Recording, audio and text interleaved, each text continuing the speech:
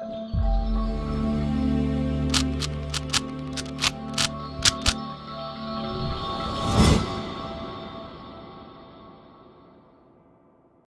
Guys, I hope you like my videos. If you like my videos please like share and subscribe our channel. आज हम लोग class 12 maths के, अब देखिए multiple choice question तो जो है वो आपके पास केस स्टडी वाइज में आ जाएंगे, तो अब आपके पास 1 मार्क क्वेश्चन आएंगे।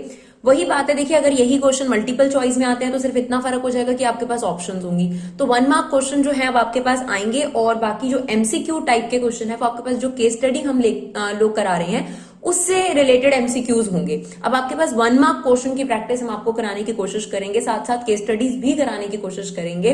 तो डियर प्लीज आप अपना सपोर्ट हमें जरूर दीजिए। आप ये जो वीडियोस हैं प्लीज इन्हें एक शेयर जरूर करिए, चाहे जो भी वीडियोस आपको लगे कि ये यूजफुल है उस एक वीडियो को जरूर शेयर करिए, जिस भी प्लेटफॉर्म पर आप शेयर कर सकते हैं, चाहे वो फेसबुक है, चाहे वो आपका व्हाट्सएप ग्रुप है, जहां पे भी आप शेयर कर सकते हैं। और जो लोग लगातार हम लोगों को कमेंट बॉक्स में आकर कमेंट करते हैं उनका दिल से बहुत ज्यादा थैंक यू, क्योंकि वही लोग हैं जिनकी वजह से हमें मोटिवेशन मिलता है और कई बार सजेशन मिलता है कि किस चीज पर मैम को वीडियोस लानी चाहिए।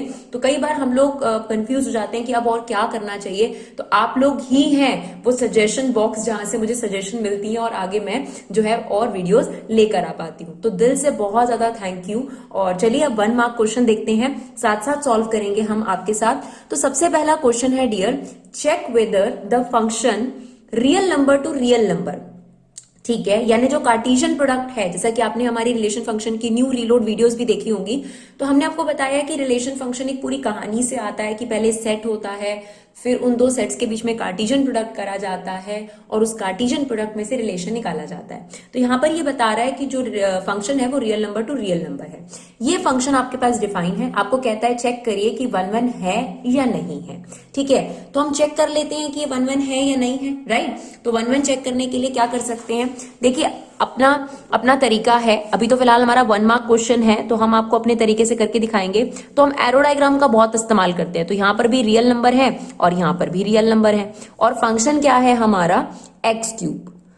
अगर हम यहां x की वैल्यू 0 रखते हैं तो 0 ही आएगा, अगर हम 1 रखेंगे तो 1 आ जाएगा, -1 रखेंगे तो -1 आएगा, राइट। 2 पुट करेंगे अगर x की जगह पर तो 8 आ जाएगा, -2 पुट करेंगे तो -8 आ जाएगा, इन सो ऑन। क्या कोई ऐसा एलिमेंट है जो आप पुट करें और सेम आंसर आए? नहीं, हर बार हमें नजर आ रहा है कि आप जब एक यूनिक एलिमेंट x की जगह पर रख रहे हैं तो जो y है वो भी एक यूनिक वैल्यू यानी डिफरेंट नंबर ही आ रहा है। ऐसा कोई पेयर अभी तक हमें नजर नहीं आया कि हमने x पुट कराओ और y के 2 सेम आंसर्स आ गए हो। ठीक है, तो ऐसा नहीं हुआ, तो ये आपके पास क्या है, डेफिनेटली 1 1 फंक्शन है। बाकी 1 1 फंक्शन दिखाने का एक और तरीका होता है जो कि एनसीईआरटी में मेंशन है। मान लीजिए हमने फंक्शन में x1 पुट करा, कोई भी एलिमेंट है, फिर हमने x2 एलिमेंट पुट करा, x2 का क्यूब हो जाएगा। अगर हम ये मान के चल रहे हैं कि हमारे ये दोनों आंसर सेम आए हैं, ठीक है, fx1 fx2 के इक्वल आया है, तो इस हिसाब से तो x1 क्यूब और x2 क्यूब भी इक्वल रहा होगा। ठीक है जी, और ये इंप्लाई ये करता है कि ये तभी हो सकता है जब x1 और x2 आपस में एकदम सेम हो, एकदम सेम होने चाहिए। तो बात तो वहीं आ गई कि x1 x2 दो अलग एलिमेंट है ही नहीं। अगर दोनों अलग एलिमेंट है ही नहीं तो अलग आंसर्स नहीं आ रहे। तो अगर आपके पास सेम एलिमेंट रखने पर, यानी अगर मैंने 1 रखा, ठीक है, और मेरे पास 1 आ गया, और दोबारा 1 रखा 1 आ गया, यानी अगर मेरा x1 x2 सेम है और फिर मेरा y सेम आ रहा है, तो ये तो एक ही पेयर हुआ ना, अलग पेयर थोड़ा ना हुआ यहाँ पर। ठीक है, या फिर अगर 2 rख रहे हैं तो आपका 8 आ रहा है, फिर 2 रख रहे हैं तो 8 आ रहे हैं, तो ये तो एक ही पेयर हुआ, कोई अलग पेयर थोड़ा ना हुए, है ना।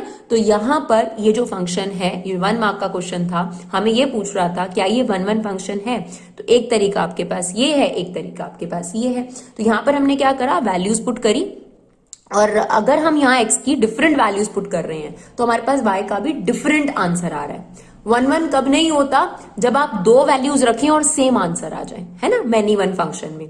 तो फर्स्ट का जो हमारा आंसर है, उसने हमसे कहा था क्या ये 1 1 फंक्शन है, तो answer is yes, it is a 1 1 function. चलिए second question, how many reflexive relations are possible in set जिसमें नंबर ऑफ सेट में 3 एलिमेंट है। तो वो आपको कह रहा है कि मुझे बताइए कि कितने रिफ्लेक्सिव रिलेशंस बनाए जा सकते हैं अगर किसी सेट में 3 एलिमेंट हो। अगर किसी सेट में 3 एलिमेंट हो तो आपके पास जो भी ये सेट है, हमें नहीं पता इस सेट में क्या एलिमेंट है, लेकिन इस सेट में नंबर ऑफ एलिमेंट 3 है, तो कभी भी आपको नंबर ऑफ रिफ्लेक्सिव रिलेशन निकालने हो तो आपके पास फॉर्मूला है डियर यहां पर 2 की power n² minus n। n क्या होगा? उस सेट के नंबर ऑफ एलिमेंट। तो यहां पर नंबर ऑफ एलिमेंट कितनी है? 3, तो ये हो जाएगा 9 माइनस 3 यानी 2 की पावर 6, यानी यहां पर आपके पास 2 की पावर 6 इतने नंबर ऑफ रिफ्लेक्सिव रिलेशन बनाए जा सकते हैं, राइट? चलिए क्वेश्चन नंबर 3 देखते हैं। R relation R in the set, ठीक है, मतलब आपने एक रिलेशन निकाला है और ओरिजिनल सेट कौन था? ये is defined as this. Relation आपको ऑलरेडी दे रखा है। Which element of relation be removed to make relation an equivalence relation. ठीक है जी, देखिए आपको यहां पर ऑलरेडी रिलेशन डिफाइन कर रखा है 1 1 2 2 1 2 एंड 3 3, राइट? आपसे कह रहा है कि इनमें से मैं ऐसा कौन सा एलिमेंट हटा दूं जिससे ये रिलेशन जो है वो इक्विवेलेंस बन जाए। अच्छा, इक्विवेलेंस रिलेशन कब बनता है? जब रिफ्लेक्सिव भी हो, सिमेट्रिक भी हो और ट्रांजिटिव भी हो। ठीक है डियर, आपको एक स्टेटमेंट हम बता देते हैं। अगर कोई भी फंक्शन आइडेंटिटी फंक्शन है, आइडेंटिटी रिलेशन है। आइडेंटिटी रिलेशन क्या होता है? जिसमें आपके पास डबलेट्स हो, जैसे 1 1 2 2 3 3, इसको अगर हम हटा दें तो हर आइडेंटिटी रिलेशन जो होता है वो आपके पास 100% क्या होता है? इक्विवेलेंस रिलेशन होता है। ठीक है जी, तो एक आइडेंटिटी रिलेशन हमेशा इक्विवेलेंस रिलेशन होता है आपके पास। ये बात आप याद रख सकते हैं। बाकी हम आपको प्रूफ करके दिखाते हैं। देखिए, आपको पता है कि ये रिफ्लेक्सिव तो है। क्यों? रिफ्लेक्सिव होने के लिए क्या जरूरी होता है? रिफ्लेक्सिव होने के लिए जरूरी है आपके पास कि ए जो होना चाहिए वो रिलेशन से बिलोंग करना चाहिए। तो ए तो रिलेशन से बिलोंग कर ही रहा है, 1 1 2 2 3 3, ये तो रिलेशन से बिलोंग कर रहा है। तो अगर हम इसमें से सिर्फ ये वाला एलिमेंट डिलीट कर दें, ये वाला, कैसे अब आपको दिखाते हैं।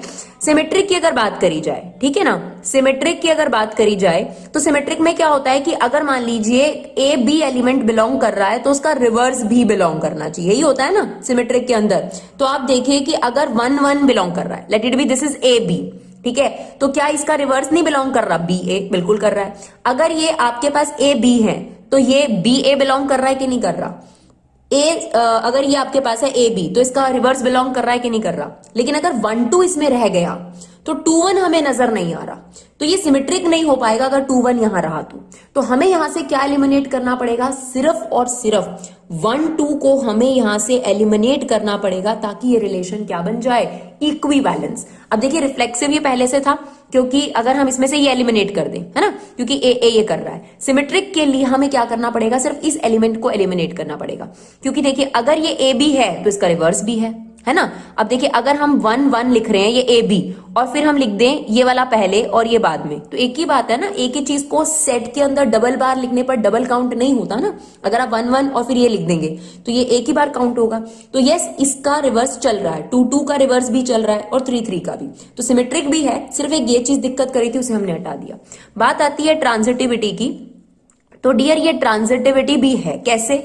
अगर मान लीजिए यही हमारे पास है ए कॉमा बी, ठीक है, आप ये मान के चलेंगे यहां पर ए और बी आपस में क्या है? इक्वल। ए कॉमा बी भी रिलेशन में है, बी कॉमा सी भी रिलेशन में है। देन आप ये वेरीफाई करिए ए कॉमा सी भी रिलेशन में। कैसे? देखिए हमें क्या करना होता है ट्रांजिटिविटी की अगर हम बात करें, हमें ये देखना होता है कि अगर ए कॉमा बी रिलेशन में है and b comma c relation में है तो हमें सिर्फ ये वेरीफाई करना होता है क्या ए कॉमा सी रिलेशन में है। तो अब मेरी बात समझिएगा, अगर 1 कॉमा 1 रिलेशन में है एंड 1 कॉमा 1 रिलेशन में है तो क्या मुझे बताइए, अगर ये a इक्वल टू बी, यहां पर बस ये समझ के चलेंगे ए बी सी आपस में क्या है? इक्वल। तो a अगर इसके मतलब ये वाली चीज बिलोंग कर रही है रिलेशन से और ये वाली चीज बिलोंग कर रही है रिलेशन से, तो आप बताइए ये वाला एलिमेंट रिलेशन से बिलोंग करेगा कि नहीं करेगा? बिल्कुल करेगा। और अगर ऐसा है तो ये आपके पास क्या है? ट्रांजिटिव। अब इन तीनों पेयर की बजाय इस रिलेशन में कितने पेयर नजर आ रहे हैं? सिर्फ आपको एक पेयर। रीजन, अगर हम सेट के अंदर ये 3 बार लिखें भी तो क्या होगा? एक ही बार काउंट होगा ना, तो क्या दिक्कत है अगर हम इस सेट के अंदर वापस ये लिख दें 1 1 1 1 1 1, तो कौन इसमें क्वेश्चन उठा सकता है? बिल्कुल लिख सकते हैं हम लोग, इसमें क्या दिक्कत है? लिख सकते हैं ना, क्योंकि अगर आप 3 बार लिखें या 4 बार लिखें, काउंट कितनी बार होता है इसके अंदर? एक बार, राइट? तो डियर देखिए, ये बेसिकली क्या है, ये आपके पास ट्रांजिटिव भी है। मतलब सिर्फ ये बात है कि हम ये मान के चल रहे हैं कि अगर ए रिलेशन से बिलोंग कर रहा है और ए रिलेशन से बिलोंग कर रहा है, ठीक है, तो क्या ये बात सही नहीं है कि ये और ये भी आपको रिलेशन में मिलेगा? बिल्कुल मिलेगा, ठीक है। थोड़ा सा कॉम्प्लिकेटेड है, रिफ्लेक्सिव समझना बहुत आसान है क्योंकि 1 1 2 2 3 3 चल रहा है।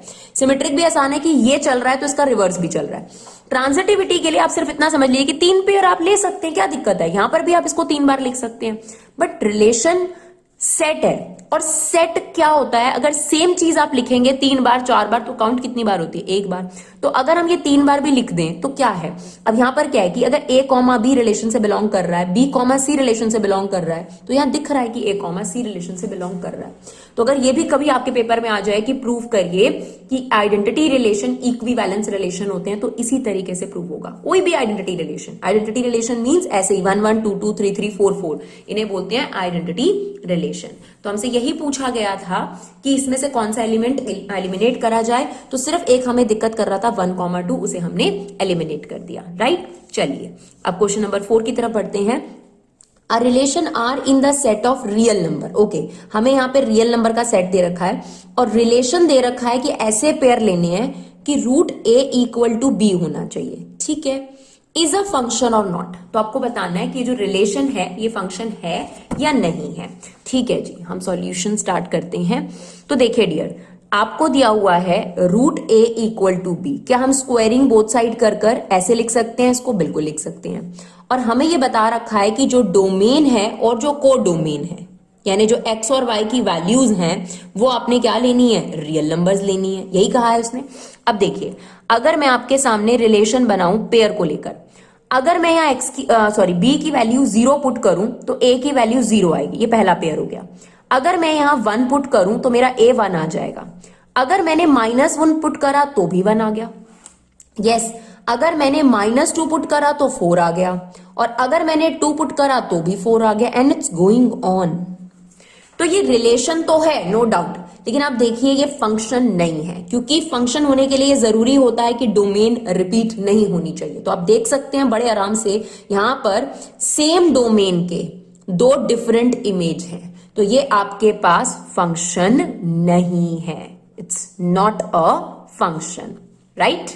चलिए अगले क्वेश्चन की तरफ, क्वेश्चन नंबर 5। चलिए 5th क्वेश्चन देखते हैं।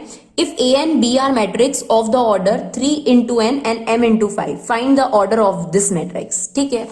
तो आपके पास 5a - 3b, इसका ऑर्डर पूछा है, फाइनल ऑर्डर क्या होगा? ए मैट्रिक्स का ऑर्डर है 3 into n और बी मैट्रिक्स का ऑर्डर है डियर m into 5। हमें ये बात बहुत अच्छे तरीके से पता है कि किसी भी मैट्रिक्स को किसी स्केलर नंबर से, मतलब 5 7 12 इनसे मल्टीप्लाई करें तो उसके ऑर्डर पे कोई फर्क नहीं पड़ता। तो 5 into a वाली जो मैट्रिक्स है उसका ऑर्डर भी 3 into n रहेगा। बी मैट्रिक्स का ऑर्डर ये है, जब हम उसे नंबर 3 से इंटू करेंगे बी मैट्रिक्स के सारे एलिमेंट को, तब भी उसका ऑर्डर यही रहेगा, ठीक है। और फिर हमें यह भी पता है कि जो 2 मैट्रिक्स सब्ट्रैक्ट होती हैं या ऐड होती हैं, उनका ऑर्डर हमेशा इक्वल होता है, नहीं तो वो ऐड और लेस नहीं हो सकती। और इसने कह रखा है कि आप सब्ट्रैक्ट कर रहे हो तो ये आपको चेक करने की जरूरत नहीं है कि सब्ट्रैक्ट हो रहा है या नहीं। तो सब्ट्रैक्ट हो रहा है, हमें ये बताना है कि जो भी हमारा आंसर आ रहा है, फॉर एग्जाम्पल डी मैट्रिक्स आ रहा है, उसका ऑर्डर क्या होगा। तो बहुत क्लियर होता है कि एक तो इन दोनों मैट्रिक्स का ऑर्डर सेम होगा। अगर इन दोनों मैट्रिक्स ऑर्डर सेम है तो जो इसका फर्स्ट एलिमेंट है वही इसका फर्स्ट एलिमेंट होगा। तो m की वैल्यू कितनी हो गई? 3, और जो इसके कॉलम नंबर हैं वही इसके कॉलम नंबर होंगे सेम, यानी यहां पर आ गया 5। तो जो सब्ट्रैक्ट करके आपके पास मैट्रिक्स आएगी उसका ऑर्डर कितना होगा? 3 ऑर्डर 5, राइट? चलिए क्वेश्चन नंबर 6 देखते हैं। और देखिए बहुत सारे बच्चे अब ये कहते हैं मैम ये 1 मार्कर नहीं एमसीक्यूज कराइए। तो डियर 1 मार्कर एमसीक्यूज में क्या फर्क है?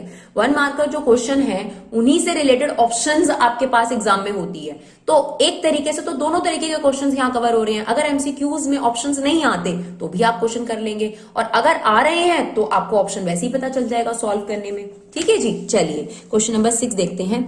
Given that A is a square matrix of order 3, ठीक है।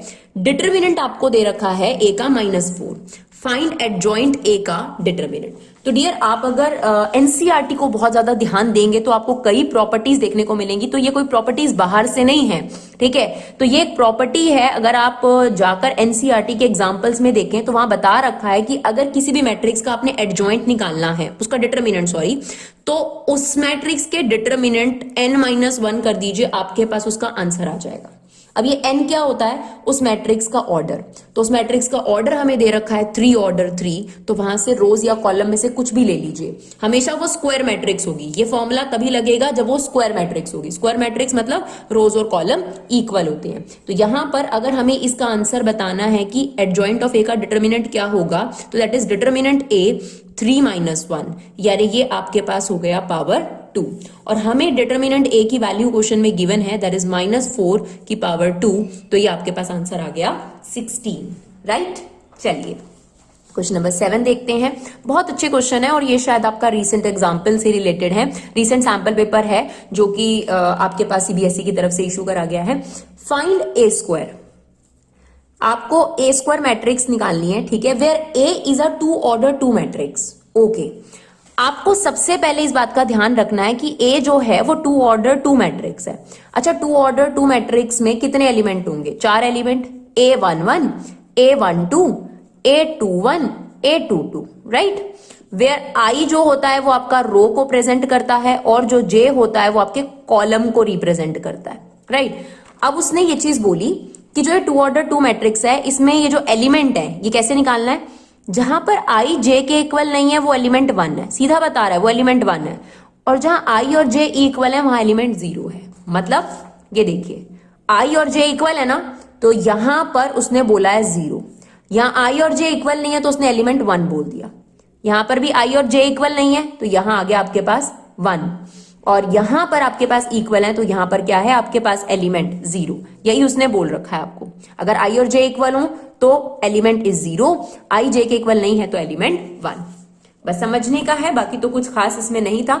अब क्या है, हमारे पास ए मैट्रिक्स तैयार हो गई, हमें क्या निकालना है? A square, that is A matrix into A matrix. तो 0 1 1 0 सेम 0 1 1 0 मल्टीप्लाई कर दें, ये रो ये इससे मल्टीप्लाई हो जाएगी, फर्स्ट रो फर्स्ट कॉलम से, ये हो गया 0, और ये इससे करेंगे तो 1, इसको इससे करेंगे ये हो गया 1, ये हो गया आपके पास 0।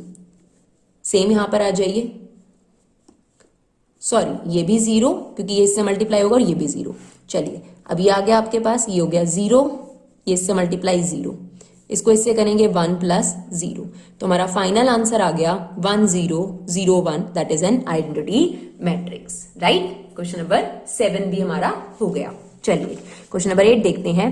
लेट कोई मैट्रिक्स है जिसके एलिमेंट आपको निकालने के लिए बता रखा है Aij of a square matrix, ठीक है। इस मैट्रिक्स में 3 ऑर्डर 3 जो है इसका ऑर्डर है, यानी इसमें 9 एलिमेंट होंगे। डिटर्मिनेंट ए हमें दे रखा है -7 है, यानी इस मैट्रिक्स का जो हमने डिटर्मिनेंट निकाला -7 है। कहता find the value of this. तो डियर, अगर आप छोटी छोटी एक्सरसाइज को ध्यान से देखते हैं तो आप फटाफट से इसका आंसर दे सकते हैं। ये आपके पास डिटर्मिनेंट वाली एक्सरसाइज में ही से क्वेश्चन पूछा गया है। तो आपको पता है कि अगर ये होते हैं एलिमेंट्स, तो ये एलिमेंट कौन सी रो के हैं? फर्स्ट रो के। आप देख सकते हैं A11 A12 A13। कभी भी अगर आप कोफैक्टर ले रहे हैं सेकेंड रो के और एलिमेंट ले लें फर्स्ट रो या थर्ड रो और हम मल्टीप्लाई कर दें तो उसका आंसर हमेशा 0 आता है। यानी ये रूल है आपके पास, फॉर्मूला आप देख सकते हैं, वहां पर है भी, क्वेश्चन भी एमसीक्यू, कि कभी भी अगर आप कोफैक्टर, जिस रो के कोफैक्टर ले रहे हैं, अगर उसी रो के आप एलिमेंट्स लेंगे तो डिटर्मिनेंट निकल कर आ जाएगा। लेकिन अगर आपने कोफैक्टर लिए हुए हैं सेकेंड रो के और एलिमेंट ले रखे हैं फर्स्ट रो के, तो इसका जो आंसर है वो आपके पास क्या हो जाएगा? 0, राइट। चलिए नेक्स्ट क्वेश्चन देखते हैं। क्वेश्चन नंबर 9 देखते हैं अब आपके पास।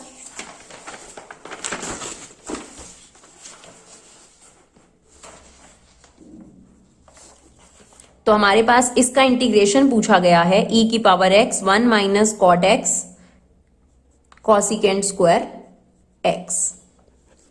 तो डियर जनरली जब e की पावर x आता है तो ऐसे ही कुछ फॉर्मूला लग रहा होता है। कौन सा फॉर्मूला होता है वो? e की power x F x plus F dash x. अगर ऐसा कुछ हमें नजर आ जाए तो इसका आंसर क्या हो जाता है आपके पास? e की power x F x plus c is the answer.